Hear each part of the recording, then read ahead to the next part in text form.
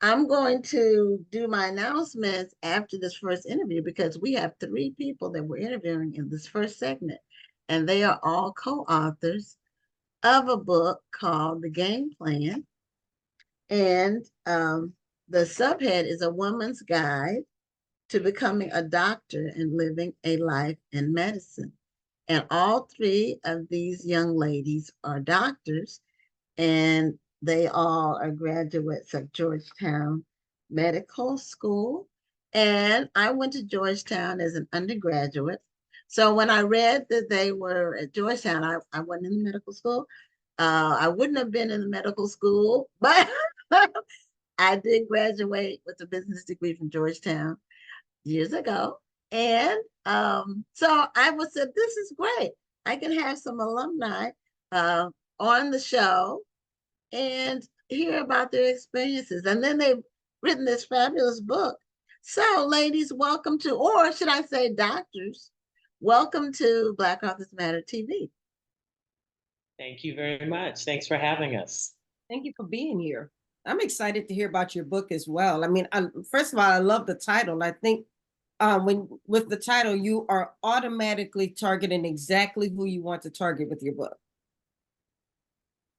That was the goal, so that women could identify, and it didn't necessarily put a finger on one individual category. It could be a woman that is entering college, high school, or maybe looking at a path, a pivot in her career path. Yes. So, and I believe it's five authors, is it, of the book, and all five went to Georgetown Medical.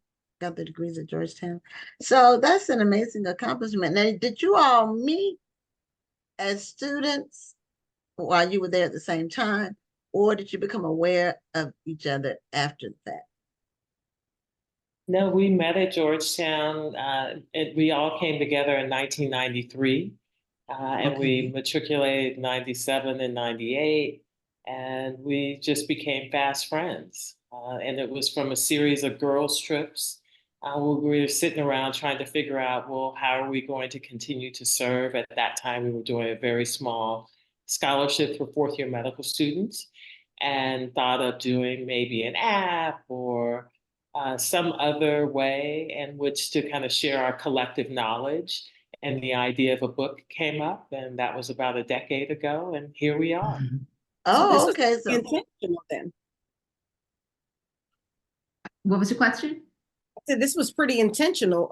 You'd made a plan that you wanted to do something to affect the next generation.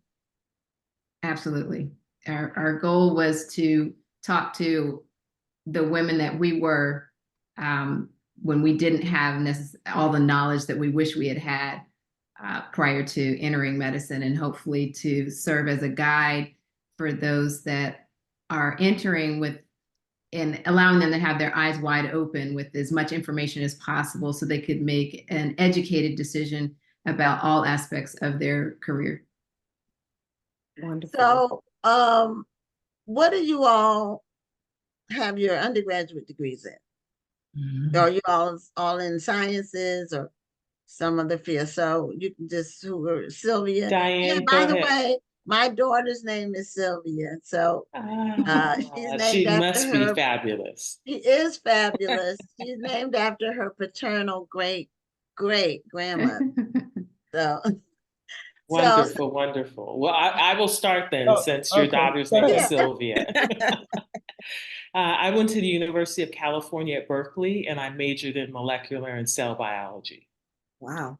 Okay. How about you, Diane? I went to Wellesley College, and I'm a non-science major. I majored in Black Studies, and I minored in chemistry. Okay. And Angela?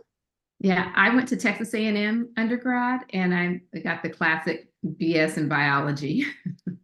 Okay. Well, I live in Houston, so we're very familiar with A&M. Yeah. It's a great school, and one of the largest schools in the state. Yeah. Texas A&M is an amazing campus. It's huge. It is huge. And it's grown, exponentially since I left.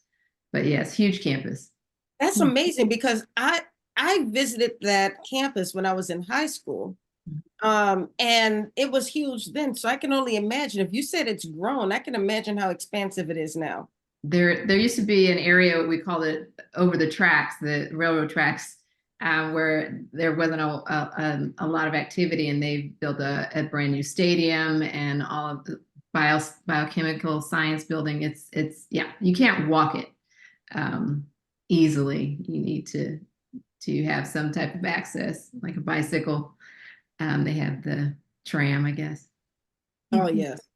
And what did you all end up having as your specialties in medicine once you went through medical school and residency and all that? Mm. So in medical school, during your third year, you start with clinical rotations. And so that's really the opportunity to learn about the different specialties. You might have an idea of what obstetrics is about or orthopedics is about, internal medicine.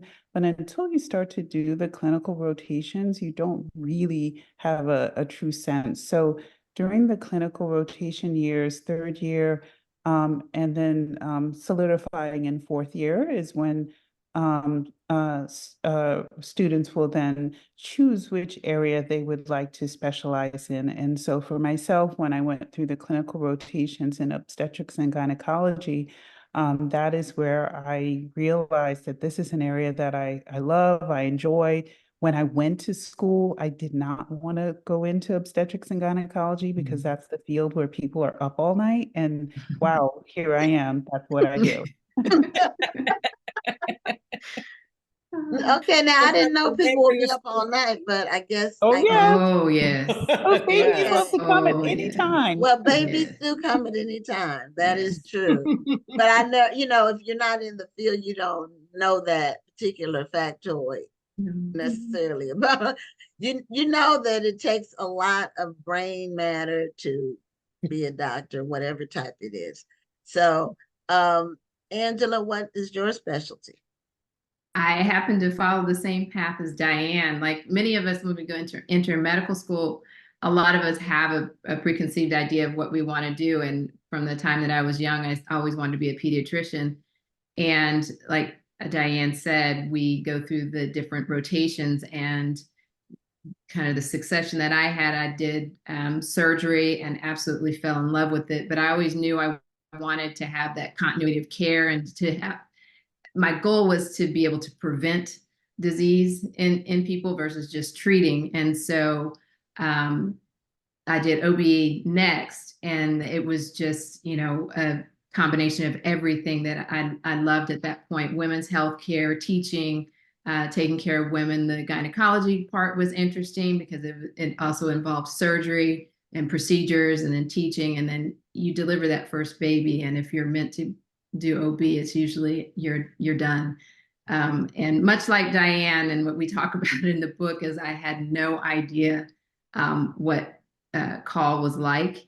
It is a very taxing phenomenon on your body and your mind and your spirit. It is highly rewarding, but it's very taxing. So, but yeah, that was my journey.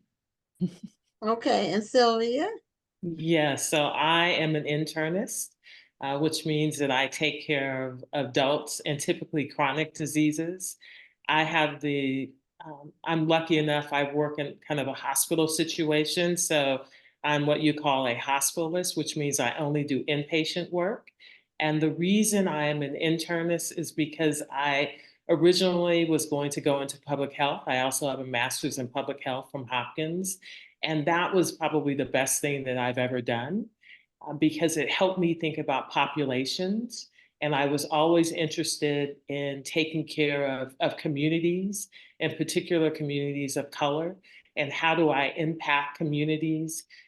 I do it not only by making sure they have the appropriate medication, but thinking about the communities that they live in, what's the air quality, the water quality, do they have access to transportation, and all of those things.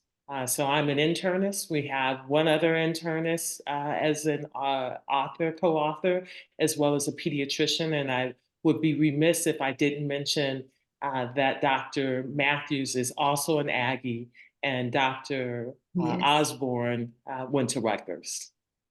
Okay, okay.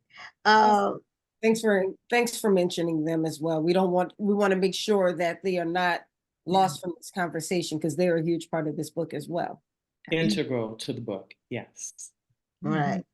So when you are talking to potential medical doctors, talking to students, what are some of the questions, the most common questions that you get from them? Well, I spoke to a group, I guess it was the end of March, the Student National Medical Association, so Black Medical Association for medical students and some undergraduate students. And it's very overwhelming because it was a group of OBGYN people that are interested in OBGYN. And when I entered the field, it was about, we were approaching 50% women.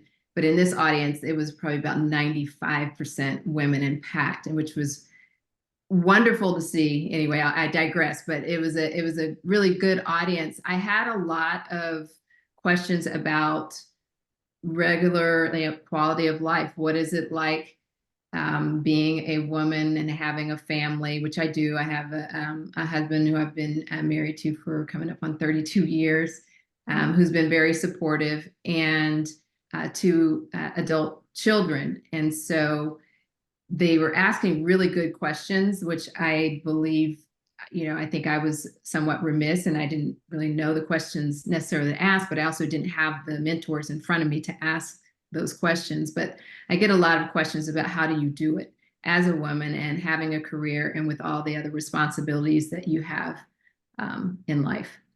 Kind of like the work-life balance question. Yes. Did those questions come prior to you writing the book?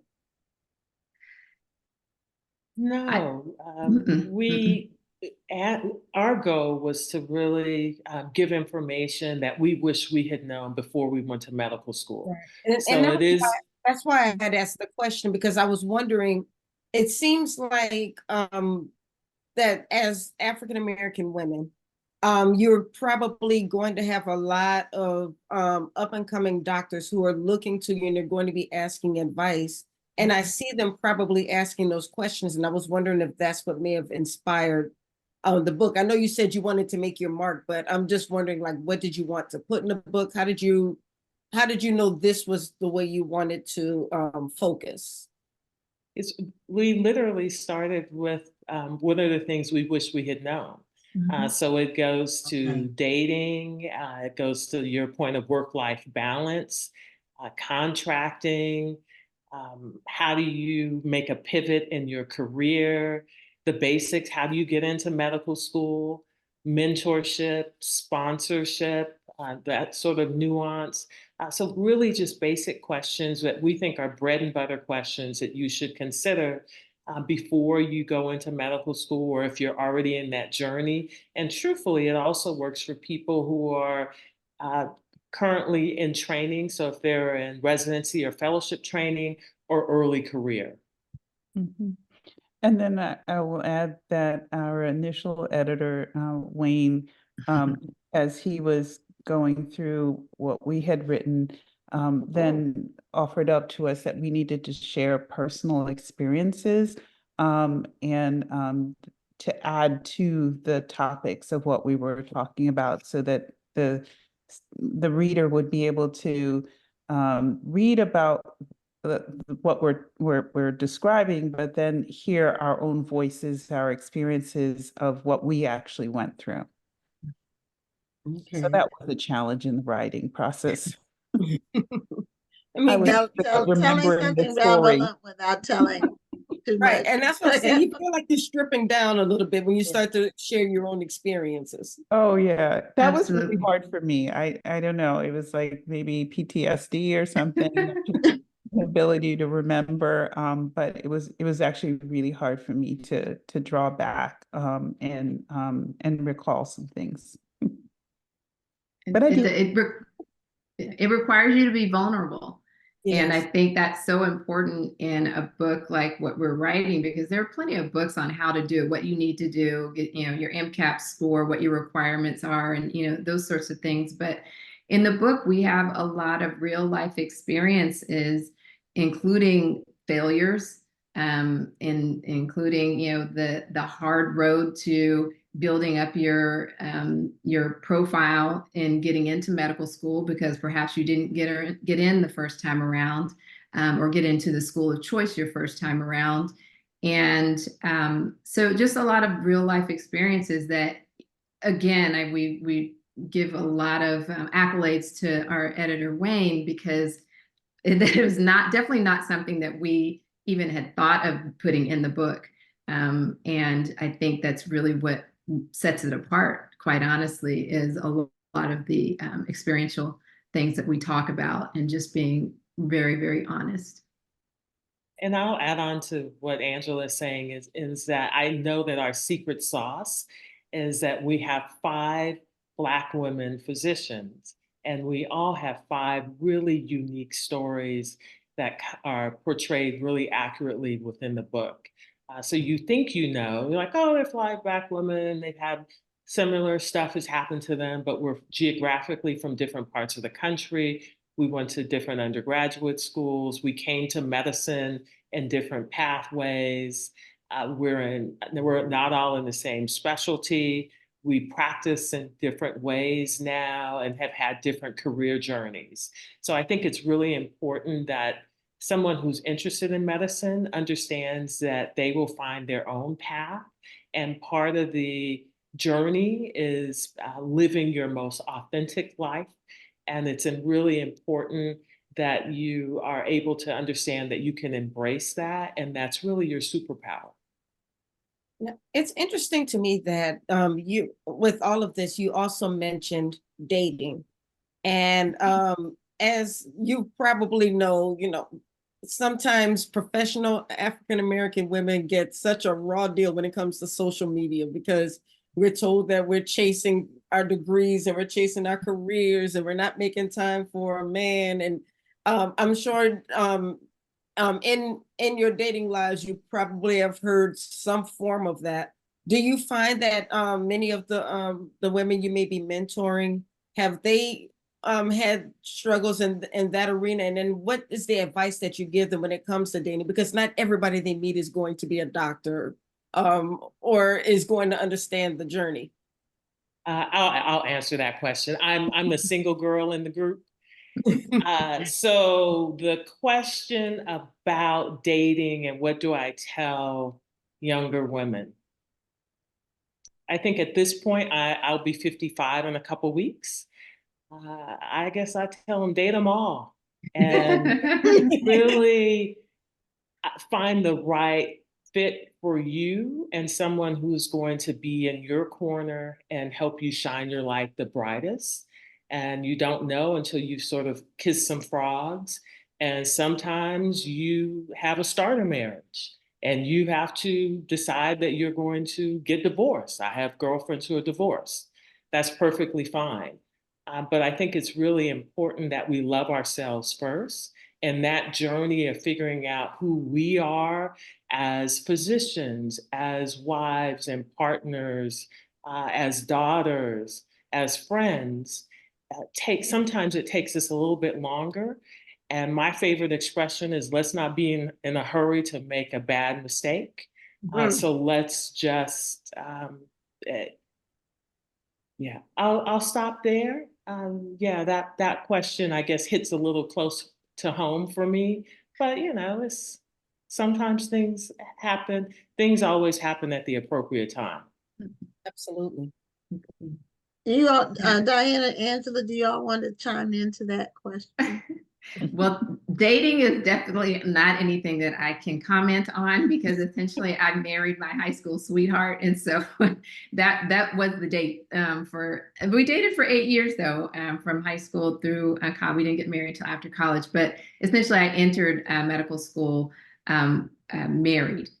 We had gotten married the year before. But what I can say, and what I do talk about in the book, is how essential it is to have a supportive partner. Yeah. going into medical school, you're never going to know exactly what it entails until you're in it.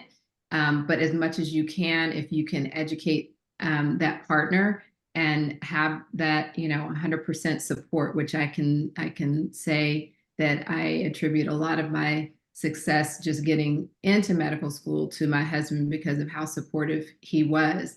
The other thing we do talk about in the book is how important it is not to delay relationships and to continue to nurture your relationships during medical school, because we tend to, those that, a lot of people are kind of type A and, very focused on, I need to get this done first. I need to get this done first. But what you may realize is that once you get all those things done, you may have passed up a lot of opportunities. And not only speaking about dating relationships, but friendships. My best friend, I was so involved at one point, during residency where, she kind of raised her hand and said, hey, I'm still here.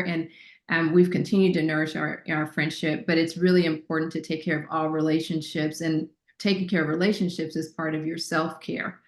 So, dating and family and setting aside time to continue to develop those things. Mhm. Okay, Diane, you get to be the last both one of to them. chime in. Yeah, I'd agree with Sylvia to just be open. I during medical school did date, and so and then I ultimately got married during residency. And so, just being open to the possibilities.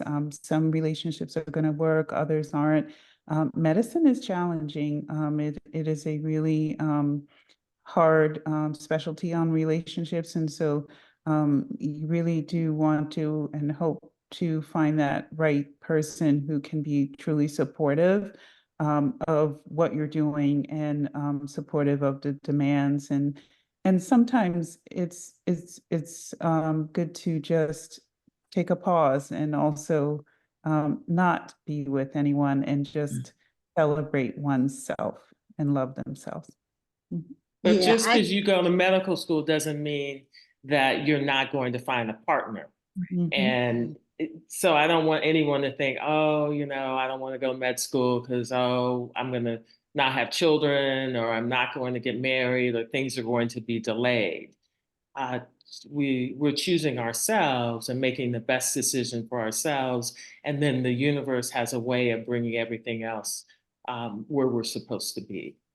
Mhm. yeah, I chose the entrepreneurship path. So I got a business degree at Georgetown, and at 25, I started my first business, and I have had a job with anyone since then.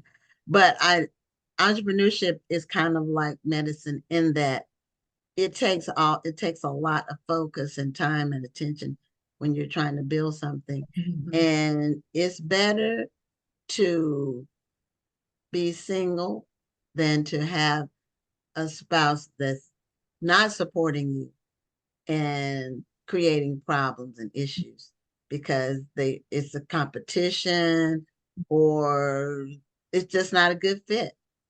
So I've had both.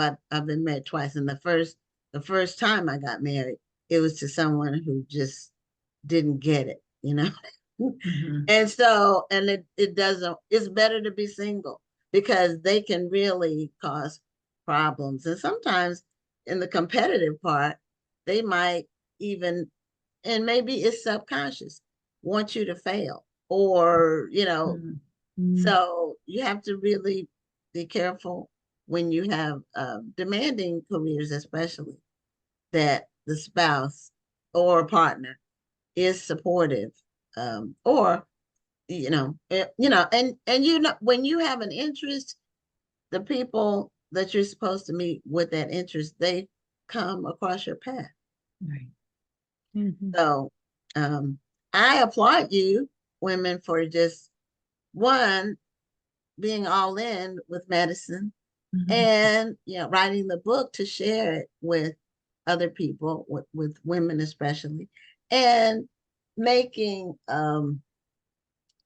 medicine achievable for a Black woman. It's important to to see yourself or see other people in yourself. It's when, especially when you're doing something that's maybe non-conventional, it's probably more common now, I'm sure, than it was 50 years ago, but it's still not completely common. Now, are you all in private practice or in a hospital setting, or just talk about that a little bit because we only have a few minutes left. I'll start. I work for the Mid-Atlantic Permanente Medical Group, and that's the medical group that takes care of Kaiser patients that have the insurance. So I have the wonderful experience of working in an office setting. I'm employed, so I do have an employer, but I get to do the full scope of office-based medicine as well as hospital deliveries. So it's a good fit for right now. Okay. How about you, Sylvia? Yeah, I too I work for Kaiser Permanente, but in Georgia. Ours is called the Southeast Permanente Medical Group. My job is probably my dream job at this point, in that in addition to doing hospital medicine, I also do marketing and I have an administrative role. So I have about the right balance in my work life. Nothing is perfect. However, it's a good situation, and I've had all the jobs. And I stepped away from clinical medicine 2 years ago, and work as a reviewing medical director for Humana currently, and have been fulfilling my passion still for women's healthcare through coaching and speaking. So we've all done a little bit of pivoting or changing in our career paths to basically make things well for ourselves. So That you all are, I'm in awe. Just I think it's just wonderful that you all are following your dream. Now, okay, now I'm gonna go back to the question. When you were a little girl, did you think you wanted to be a doctor? You know how you think about what do I want to be when I grow up? Did you all, was that on your list of things you wanted to be when you grew up? It's the only thing I've ever wanted to do. So I was a kid at 5 who said, I want to be a doctor. My mother was a nurse. Okay. So being a physician was sort of the natural, I think, evolution for me. And I think most importantly, my mom always supported me. She never said I could not be a doctor. She dropped me off at Berkeley during a Dead concert with all these people walking around. And she said, are you sure you want to stay? I'm like, absolutely. And she dropped me off at Georgetown. And that was it. So yes, only want to be a doc. Okay. How about you, Diane? Oh, she frozen. Die. Oh, yes. So I probably wanted to be a doctor from the time I was young as well. But I also thought about different things along the way. So there was a time where I thought, well, maybe I want to be a nurse. And there was a woman when I was working as a shampoo girl at my mother's hair salon who basically sort of gave me that challenge of, do you want to be the person that is, in control and running the ship, or do you want to be the person that takes the orders? And I guess it was said in a way that just really struck me. And so therefore I wanted to be the doctor. And so then I kept going in that direction. And here I am. okay. And Angela? I am much like the other two. From the time that you're first asked what you want to do, it was doctor. And I've been asked so many times, like, well, what was it? I really don't know. I wasn't sick as a kid. I remember going to the doctor maybe a handful of times. It wasn't like the preventative, and there were my dad's side of the family. There were a lot of nurses, but I didn't grow up around them, but I did know that was a possibility. And so, yeah, it was just something that I liked. I did like science. And of course, what you'll hear most, doctors talk about is I want to help people. But all of that was very, very interesting to me. And I'll just add something that you had mentioned is, if I can, the aspect of us being, I think, hopefully helpful to young African-American women wanting to go into medicine. 10 years ago, when we started writing the book, that, obviously we know who we are, and very grounded in who we are, but our purpose was to write a book for all women. But certainly at this point in our history and time, there's never been a more important time for us to encourage our sisters to go into medicine. And there's certainly a need, and we see that in just our field alone in OB and pediatrics, how it's very important to take care of people of color, to have people of color taking care of them. And if nothing else, that we can continue to teach our allies and those that may not know that they need to be taught about our culture, and continue to educate on preventive health and aspects of healthcare that affect us directly. Do you all have challenges? Rhonda, did you have a question? Because I've been asking. No, I was just saying thanks for touching on that. I think a lot of times we do set out to actually want to help people, all people. But the reason why I pointed out the aspect of you being African American women is because we need to show the next generation proof of what's possible. Many times as kids, we say we want to be something, but then our environments tell us that we can't do it, that it's not possible, or they won't let you do it. And so when these young girls actually get to see that they actually can be a doctor, or they can be a lawyer, or they can be a talk show host, or what have you, it gives them that extra motivation to continue to move forward. So that was the reason why I brought that up, because I know that there are going to be young girls out there who are probably thinking that they can't do it because of their environment.